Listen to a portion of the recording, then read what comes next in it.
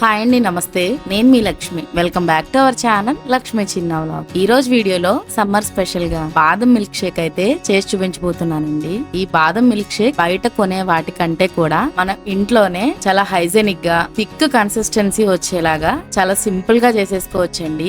బాదం milk shake అంటే ఎవరికి మాత్రం ఇష్టం ఉండదు చెప్పండి. పిల్లల నుంచి పెద్దవాళ్ల వరకు ఈ సమ్మర్ లో బాదం మిల్క్ షేక్ అనేవి తప్పకుండా ట్రై చేస్తూనే ఉంటారు. నేను చెప్పే పద్ధతి గనక చేస్తే బాదం షేక్ అనేది చాలా థిక్నెస్ తో సూపర్ టేస్టీగా ఉంటుందన్నమాట. థిక్ కలర్ రావడం కోసం మనం ఎలాంటి కలర్ యూజ్ చేయాల్సిన అవసరం లేకుండా చాలా హైజెనిక్ గా సింపుల్ గా ప్రిపేర్ చేసేసుకుందాం. వచ్చేయండి.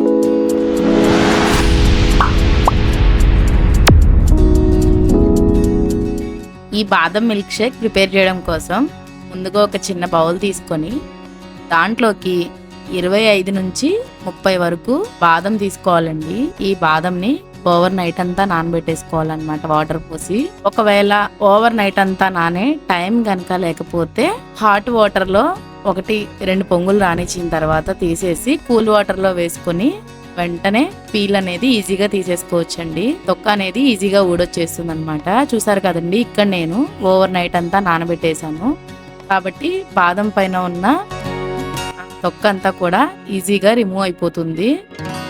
మీకు కనుక టైం లేకపోతే హాట్ వాటర్లో వేసైనా సరే సేమ్గా తీసేసుకోవచ్చు. చూసారు కదండి, ఇలా ఈజీగా బాదం పిక్కలకున్న పొట్టంతా కూడా తీసేయాలి. ఇలా తీసేసిన వీటిని పక్కన పెట్టుకోవాలి. ఇప్పుడు పాలు మరిగించడం కోసం ముందుగా ఒక అడుగు మందంగా ఉన్న కడాయిని పెట్టుకొని కొంచెం వాటర్ పోసి కడిగి మళ్ళీ పెట్టుకోవాలండి. పాల మిశ్రమం ఏది చేసినా సరే గిన్నె తడిగా ఉన్నప్పుడు మాత్రమే పాలని పోసి బాగా మరిగించుకోవాలి. అలా ఉంటేనే అడుగు పట్టకుండా ఉంటుందన్నమాట. ఇక్కడ నేను 1/2 లీటర్ పాలతో చేసి చూపించబోతున్నానండి. ఈ 1/2 లీటర్ పాలు కూడా బాగా పొంగొచ్చేంత వరకు కూడా మరిగించుకోవాలి. ఫుల్ ప్యాక్ మిల్క్ తీసుకుంటే గనక బాదం మిల్క్ షేక్ అనేది టేస్ట్ చాలా బాగుంటుందండి. చూసారు కదండి, పాలు అనేవి బాగా మరిగాయి. ఇప్పుడు వీటిలో నుంచి ఒక 200 ml వరకు మిల్క్ తీసేసుకోవాలి పక్కకి. ఎప్పటికప్పుడు చుట్టూ ఉన్న అంచులకున్న మేగడను కూడా పాలల్లో కలుపుకుంటూ ఉండాలి. పాలు బాగా వేడిగా ఉన్నప్పుడే ఈ 200 ml దాదాపు ఒక 4 గరిటెల వరకు పాలు తీసేసి పక్కన పెట్టుకోవాలండి.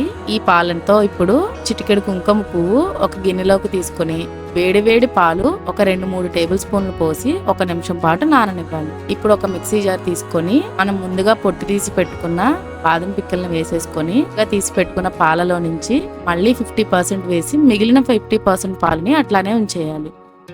ఇప్పుడు వీటిలో మనం ముందుగా నానబెట్టుకున్న కుంకుమ పువ్వు నానబెట్టిన పాలను కూడా వేసేసుకొని పేస్ట్ లాగా చేసుకోవాలండి.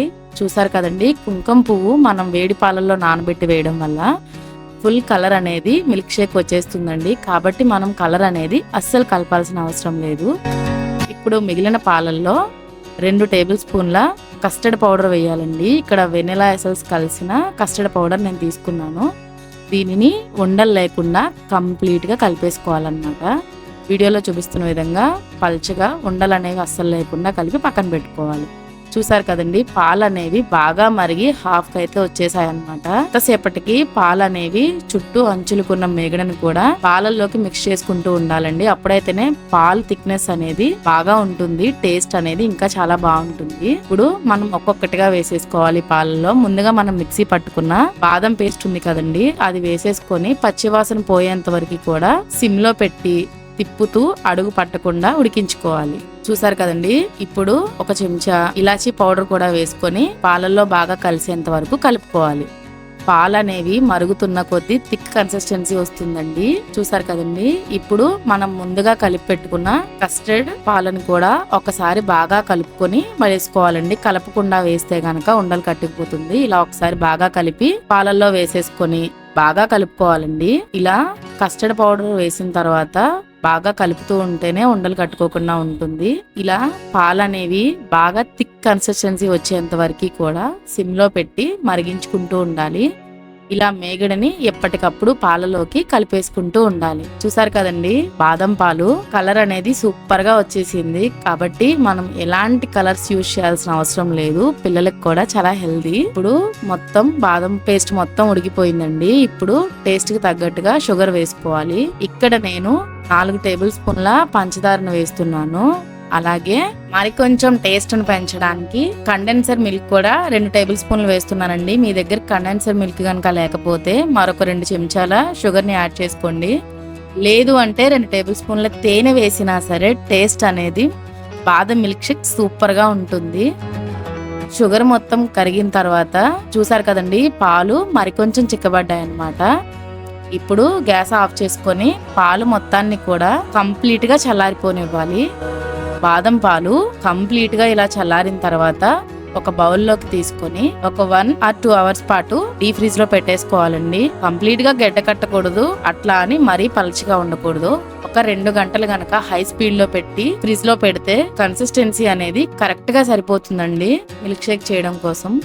చూసారు కదండి, ఇక్కడ నేను 2 గంటల తర్వాత తీసి చూపిస్తున్నాను. పాలు అనేవి మరి కొంచెం థిక్గా అయ్యాయి కదా. ఇప్పుడు వీటిని ఒక మిక్సీ జార్ లోకి తీసుకొని ఒక్కసారి 2-3 పల్సులు ఇస్తూ వీడియోలో చూపిస్తున్న విధంగా థిక్ కన్సిస్టెన్సీ వచ్చేంత వరకు కూడా 2-3 పల్సులు ఇస్తూ ఇట్లా తీసి మరొక బౌల్లోకి వేసుకోవాలి. ఇప్పుడు డ్రై ఫ్రూట్స్ అండి, మీ దగ్గర ఏ ఉన్నా సరే బాదం, పిస్తా అలాగే జీడిపప్పు ముక్కల్ని ఇలా చిన్న చిన్నగా చాప్ చేసి వేసుకోవాలన్నమాట. ఇప్పుడు ఈ మిశ్రమం మొత్తాన్ని కూడా ఒకసారి బాగా కలుపుకొని గ్లాస్లోకి తీసుకొని సర్వ్ చేసుకోవడమే. మనం కొంచెం లైట్ గా గడ్డ కట్టిన బాదంని మనం మిక్సీ పట్టాం కాబట్టి సూపర్ టేస్ట్ గా ఫుల్ కూలింగ్ గా ఉంటుందన్నమాట. ఇలా కూల్ గా ఉన్నప్పుడే సర్వ్ చేసుకుంటే టేస్ట్ అనేది చాలా చాలా బాగుంటుంది. ఎప్పుడైనా సరే మీరు కూడా స్పెషల్ డేస్ లో ఇలా ఒకసారి తప్పకుండా ట్రై చేయండి. ఈ సమ్మర్ లో పిల్లలకి రెగ్యులర్ గా ఇట్లా చేసి పెడుతూ ఉండండి. బాదం అనేది చాలా మంది పిల్లలు ఇష్టపడరు, కానీ ఇలా జ్యూస్ గా చేసిస్తే మాత్రం సూపర్ గా ఎంజాయ్ చేస్తూ తాగేస్తారనమాట. హెల్త్ కూడా చాలా మంచిది కాబట్టి తప్పకుండా ఒకసారి ట్రై చేసి చూడండి. ఈ వీడియో కనుక మీకు నచ్చినట్లయితే please like, share and subscribe to my channel Lakshmi చిన్న వ్లాగ్స్. మరిన్ని సింపుల్ అండ్ టేస్టీ రెసిపీస్ తో మళ్ళీ కలుద్దాం.